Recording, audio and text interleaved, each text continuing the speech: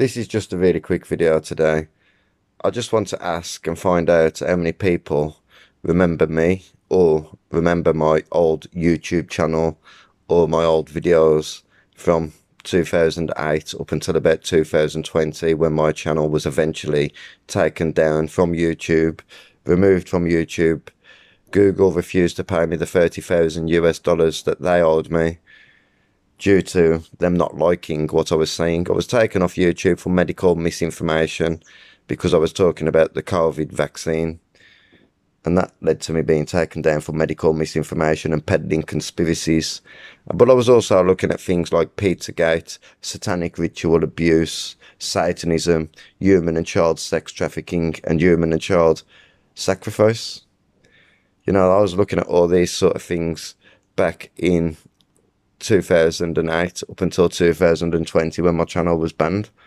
Now, I believe that the reason that my channel has been taken down is because people like me would look like geniuses if they hadn't taken our channel down, based on the way that the world is now in 2026. You know, because now we all know about the Epstein files. I know that there's still a lot of information on the files that has been redacted, and we still haven't had the full, we still haven't been shown the full picture of what's actually really going on.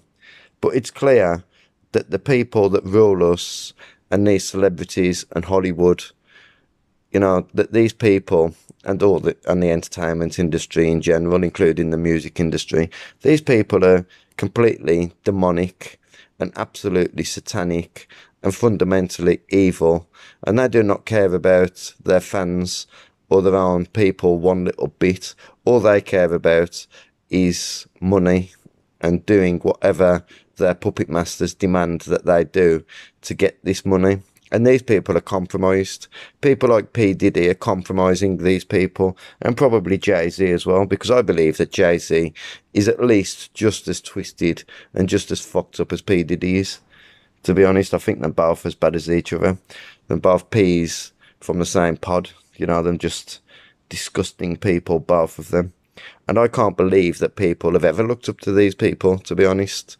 I mean, you listen to Jay-Z's lyrics, and he has rapped in the past about raping women and children like it's funny, or like it's a good thing. I mean, absolutely shocking that people look up to them. And it's the same with Hollywood. And, you know, people are fast asleep. A lot of people, you know, they don't want to see the truth, so they just bury their head in the sand and just sit in front of the television all day watching absolute shit on Netflix and all this sort of shit. Anything to avoid seeing the truth or seeing what the real world is actually about. But at the end of the day, people like me, we can't convince anybody of anything. We can just say what we see and show people evidence.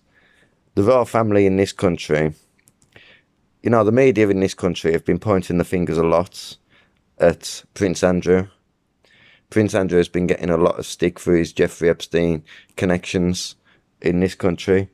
But Prince Andrew is nothing compared to some of the other accusations against the royal family that the media have swept under the rug and would rather not talk about.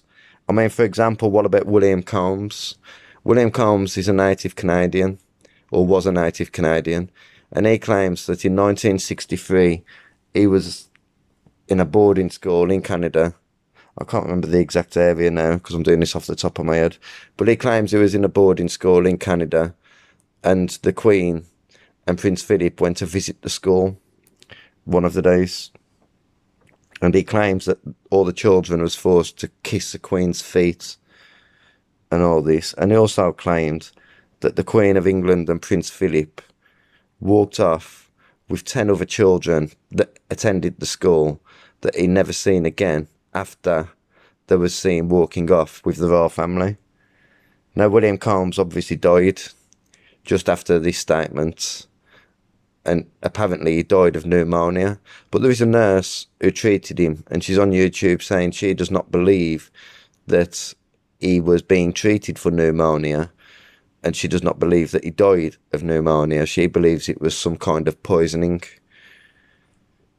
But all this sounds far-fetched until you consider that in, I think, 2020, a forensics investigator went to the school and scanned the ground and decided that there was hundreds, potentially hundreds of bodies buried under the school, which led to an eventual dig and literally hundreds of bodies being taken out or being found under the same school that William Combs come out with his far-fetched story of human and child sacrifice. So, you know, Prince Andrew's connections to Jeffrey Epstein are absolutely nothing compared to accusations against the Queen of England and Prince Philip at the time. But the media will not talk about that. The media will try to debunk it, and they will not tell people the facts, or at least not connect the dots deliberately, like they're blind or something. And, you know, Poor Kid isn't there. I mean, then you got Poor Kid. Poor Kid, spelt Kidd, was also a child sex trafficker. And he was also very close to the royal family. In his case, he was very close to the Queen Mother, apparently. And he was eventually charged with similar crimes as well. And then you've got Jimmy Savile and King Charles, Prince Charles at the time. Jimmy Savile and Prince Charles was close friends all the way through the 1980s and the 1990s, and potentially before and after as well. They've been documented as being close friends that were seen together regularly at hospitals and all sorts of things. So it's not just Prince Andrew. The media are just prepared to talk about Prince Andrew while ignoring all the other accusations against them. And this is just the information that's come out at the moment. I have no doubt that there is much more information just waiting to be exposed about these people. But obviously the media work for these people. You know, they all work together. And the chances of this information coming out anytime soon are probably slim. But really, I just made this video to say I told you so. I told you so to all the people that ridiculed me and people like me back then. I mean, where are these people now? These people now, they won't even write comments on your videos anymore because they know that they was the idiots and they was the blind. And they're still blind in a lot of cases because they want to be blind. They don't want to see the truth. They just want to look at the television and be distracted from reality, which is obviously up to them because we have free will and freedom of choice.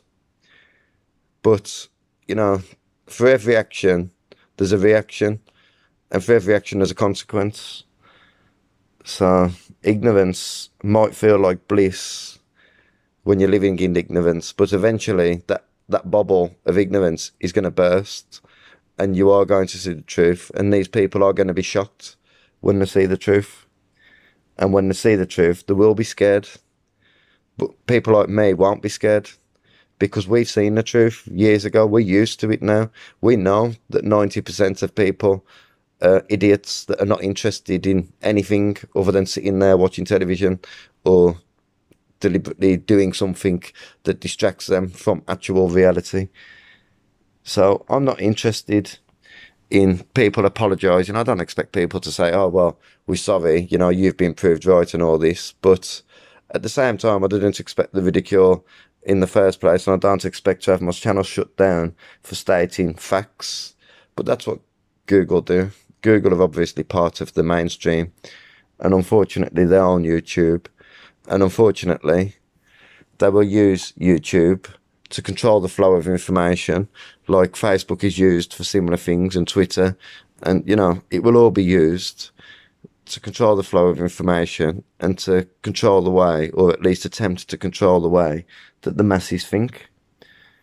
And unfortunately, the masses, especially in the United Kingdom, so many of them, are just willing to be distracted, wanting to be distracted. They don't want to see the truth. They don't want to fight for what's right. And that's why Britain is in the mess that it's in. I mean, I've been saying since at least 2008 that the British government are deliberately working against the British people. And now people are starting to see the consequence of the British government working against the British people. And this mess that has been created by corrupt people in government, no doubt about it. But they couldn't have done anything like it without the willing ignorance and arrogance and pig-headed ignorance, to be honest, of the British public. So the British public are in the mess they're in because they have created the mess that they're in. At the end of the day, they had too much trust for the government. They didn't question the government. They didn't question the establishment. And now the most dangerous psychopathic people in the world, the political elite of the Western world, has turned on the British people. And still, most of the British people are just fast asleep and not really interested in anything other than what they're going to watch on Netflix tonight or something. I mean, we are absolutely pathetic bedwetters. Thanks for watching. I'm out.